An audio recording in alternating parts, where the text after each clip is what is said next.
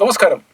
പൊതു തെരഞ്ഞെടുപ്പിന്റെ പ്രചാരണ വേളയിൽ പ്രതിപക്ഷ പാർട്ടികളുടെ അടുത്തുനിന്നും മുഖ്യമായി പറഞ്ഞു കേട്ട കാര്യമാണ് അവർ തിരഞ്ഞെടുക്കപ്പെടുകയാണെങ്കിൽ യുവാക്കളെ ലക്ഷ്യമിട്ട് 4 വർഷത്തേക്കായി ശമ്പളത്തോടെ നടപ്പാക്കി വരുന്ന അഗ്നിപഥ് എന്ന പദ്ധതി പൂർണ്ണമായും നിർത്തലാക്കുമെന്നത്.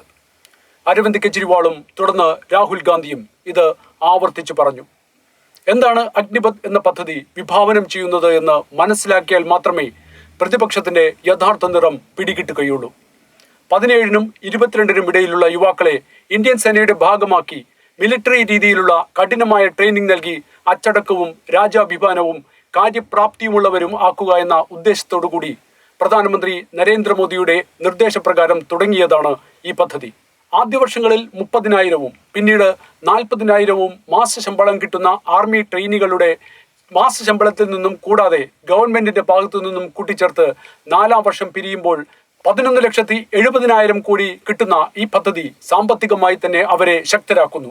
അതിനോടൊപ്പം സൈനിക രീതിയിലുള്ള പരിശീലനം സിദ്ധിച്ചവർക്ക് അന്താരാഷ്ട്ര കമ്പനികളിലടക്കം വിവിധ ജോലികൾ ലഭിക്കുവാനുള്ള സാധ്യത വളരെയധികമാണ്. ഇവർക്ക് പ്രതിരോധ സേനയിൽ നീക്കിവെച്ചിരിക്കുന്ന അവസരങ്ങൾ മാത്രമല്ല, പോലീസിലും മറ്റ് സുരക്ഷാ സംബന്ധമായ പ്രധാനമുള്ള സേവന മേഖലകളിലും വൻകിട പൊതുമേഖലാ സ്ഥാപനങ്ങളിലും ജോലി കിട്ടുവാനുള്ള അവസരം വളരെ കൂടുതലാണ്. പല വൻകിട കമ്പനികളും ആർമി പരിശീലനം സിദ്ധിച്ചവർക്കും അവിടെ നിന്നും റിട്ടയർ ചെയ്തവർക്കും പ്രത്യേക പരിഗണന കൊടുത്തുകൊണ്ട് സുരക്ഷാ ക്രമീകരണങ്ങളുടെ ഭാഗമാക്കാൻ മുതിരാറുണ്ട്. മാത്രമല്ല, കഴിവുള്ള അച്ചടക്കമുള്ള ഒരു യുവതലമുറയെ വാർത്തെടുക്കുകയാണ് ഈ പദ്ധതിയിലൂടെ കേന്ദ്ര സർക്കാർ ലക്ഷ്യം വയ്ക്കുന്നത്. പദ്ധതി കാലാവധി കഴിഞ്ഞ ഇവർ എന്തു ചെയ്യുമെന്നാണ് പ്രതിപക്ഷം ചോദിക്കുന്നത്.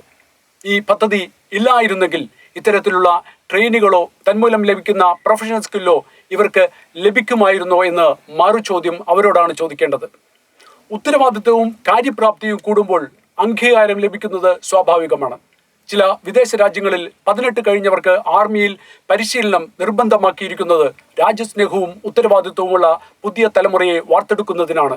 അതുകൊണ്ട് തന്നെയാണ് രാഹുൽ ഗാന്ധി അടക്കമുള്ള പ്രതിപക്ഷ നേതാക്കൾ ഈ പദ്ധതിയെ എതിർക്കുന്നത് എന്ന് തോന്നുന്നു.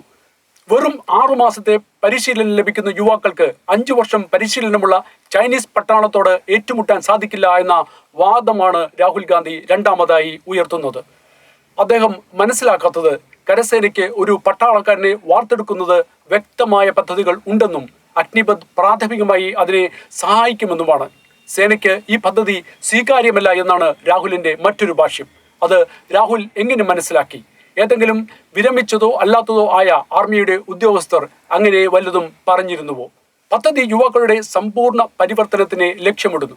അവരെ കൂടുതൽ രാജ്യസ്നേഹം ഉള്ള, ഉത്തരവാദിത്വമുള്ള, അച്ചടക്കമുള്ള പൗരന്മാരായി സാമ്പത്തിക ഭദ്രതയോടെ വാർത്തെടുക്കുന്ന ഈ പദ്ധതി വരാൻ പോകുന്ന നാളുകളിൽ കുത്തഴിഞ്ഞ രീതിയിൽ നിന്നും കാര്യപ്രാപ്തിയിലേക്ക് പരിവർത്തനം ചെയ്യപ്പെട്ട യുവാക്കന്മാരുടേതായിരിക്കും.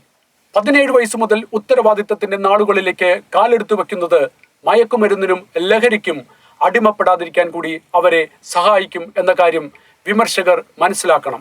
എന്തും എതിർക്കുക എന്നതാണ് ചിലരുടെ മുന്നിലുള്ള ലക്ഷ്യം. പ്രത്യേകിച്ച് രാജ്യത്തിന് നന്മ വരുന്ന എന്തിനേയും. മറിച്ച് ഇത്തരം നേതാക്കൾക്ക് നേരത്തെ തന്നെ അഗ്നിപഥിൽ പരിശീലനം ലഭിച്ചിരുന്നുവെങ്കിൽ ഒരിക്കലും വിരുദ്ധ പ്രസ്താവനകൾ അവർ നടത്തില്ലായിരുന്നു. ജയ് ഹിന്ദ്.